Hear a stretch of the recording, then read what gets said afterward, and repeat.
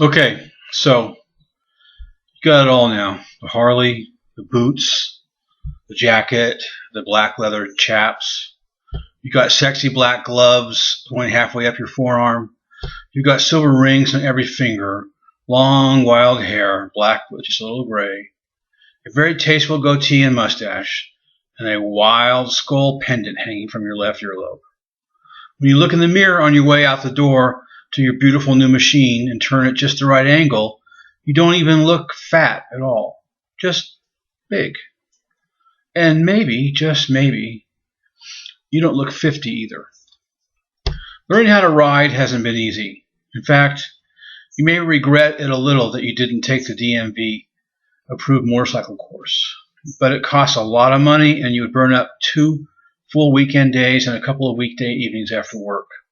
The first couple of times you started the thing, you nearly tipped it over before you got it going in a straight line. And now, still, just shifting is a problem. Stopping isn't easy either. And long turns or even gentle curves on the freeway, anything over 45 miles per hour, are a frightening challenge. But you'll get it. You just got to get out there and ride. And ride and ride and ride. You can't believe that it's really yours. A Harley-Davidson Heritage Softail Classic. It's just so big and loud and black and shiny.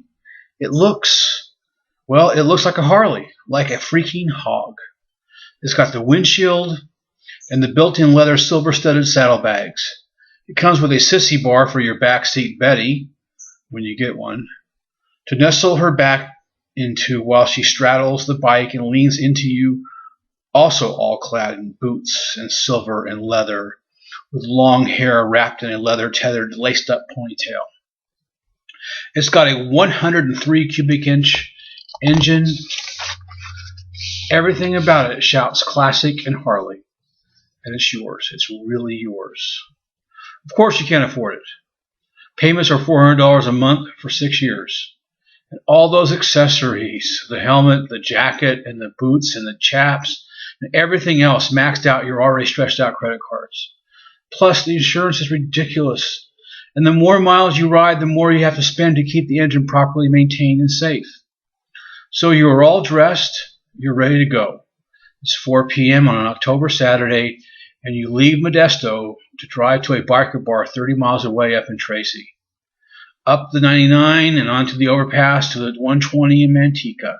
The overpass is tricky, with its long, tight left turn, and you feel like a total pussy as you take it at 40, while a line of cars backs up behind you. Hell, you can even do it at 60 in your SUV, and you are sure the drivers dragging behind you are wondering about you, about what the hell is the matter with that biker up there on the hog who can't even seem to get his ass in gear.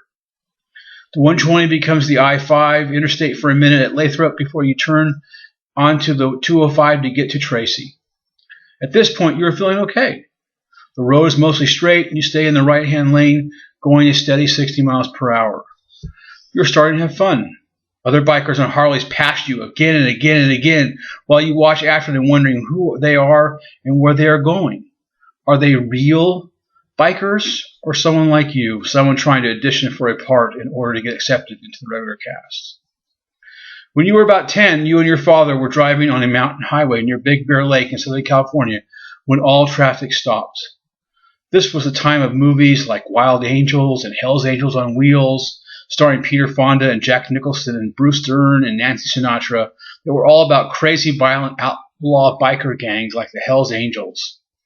While you and your horn-rimmed, spectacled, crew-cut-haired, pocket-protector-shirted engineer dad with a house in the suburbs were just sitting there, waiting, you heard from behind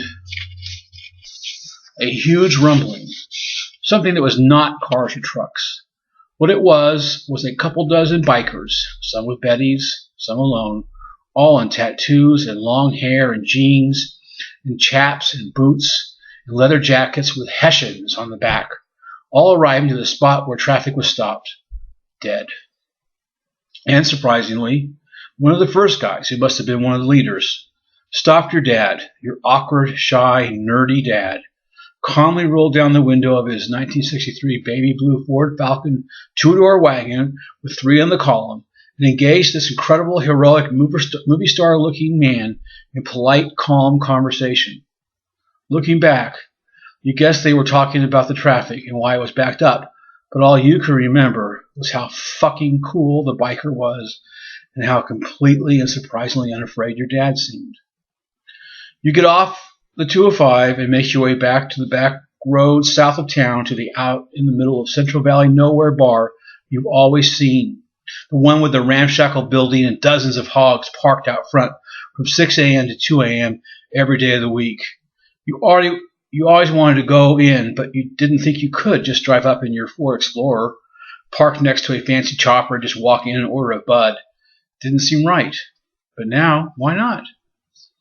You park, not certain if you're parking in the right spot and the right way. You can see a couple of guys, both bald and tatted, sitting on the front porch. They might be staring at you and they might not. You don't dare look to find out for sure. You go inside and find that you've lost your peripheral vision. All you can see is straight ahead. A nice-looking red-haired woman in tight jeans and a bikini top meets you across the bar from the seat you've chosen.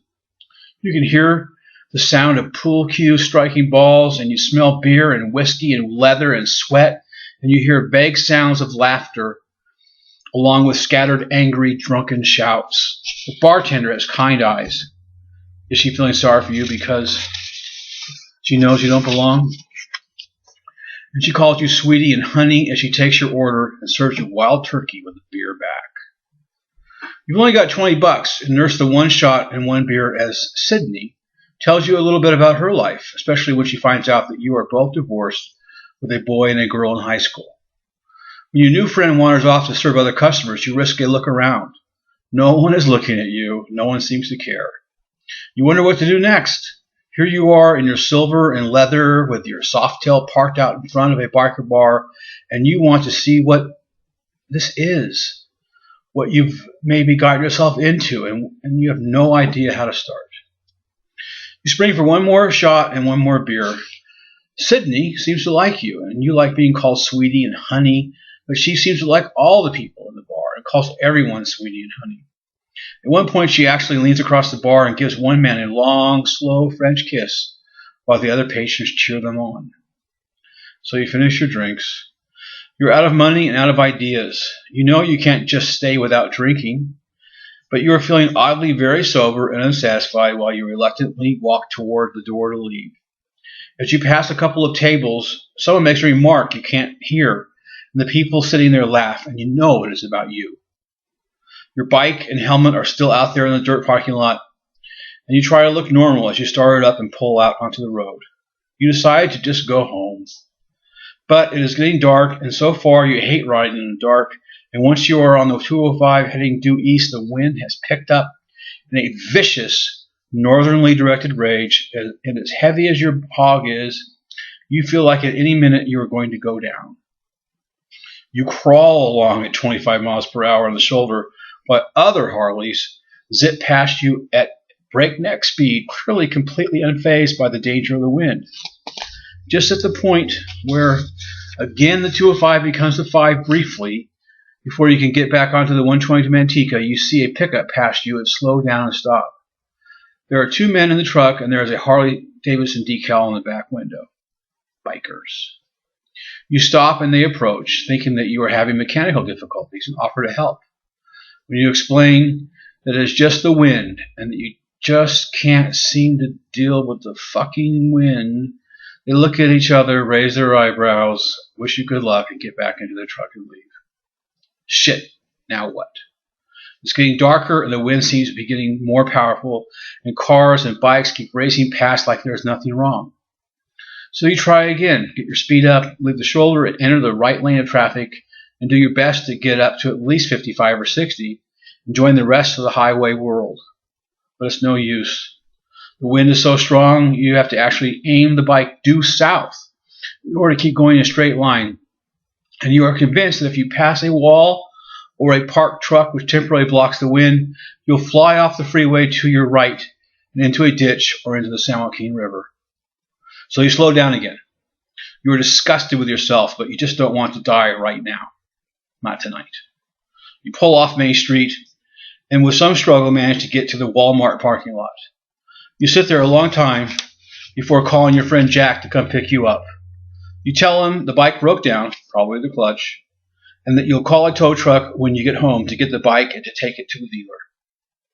Once home, you go inside and slowly take off the gloves, the jacket, the chaps, the rings, the skull, and the boots, and heave them all into a pile in the corner of your room. You sit in your nice big chair and call up your son, Sean, who is having trouble in Algebra 2. You realize how much you miss him and his sister as you help him through a couple of problems. Before you hang up, you remind him to be nice and understanding of his mother, who is going through a rough time due to the divorce that was really not her fault. You tell him that you will see him tomorrow and to study hard, especially math, so he can go to a good college and maybe grow up to be an engineer someday, just like you and his granddad.